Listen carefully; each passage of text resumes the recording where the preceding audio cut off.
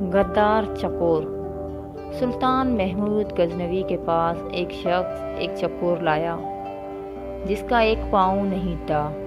جب سلطان نے اس سے چکور کی قیمت پوچھی تو اس شخص نے اس کی قیمت بہت مہنگی بتائی۔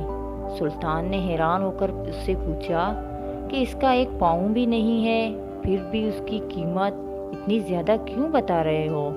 تو وہ شخص بولا کہ جب میں چکوروں کا شکار کرنے جاتا ہوں تو یہ چکور بھی شکار پر ساتھ لے جاتا ہوں۔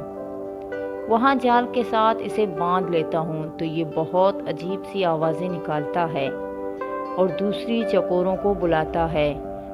اس کی آوازیں سن کر بہت سے چکور آ جاتے ہیں اور میں انہیں پکڑ لیتا ہوں۔ سلطان محمود غزنوی نے اس چکور کی قیمت اس شخص کو دے کر چکور کو ذبح کر دیا۔ اس شخص نے پوچھا کہ اتنی قیمت دینے کے باوجود اس کو کیوں ذبح کیا؟ سلطان نے اس پر بہت ہی تاریخی الفاظ کہے، جو دوسروں کی دلالی کے لیے اپنوں سے غداری کرے اس کا یہی انجام ہونا چاہیے۔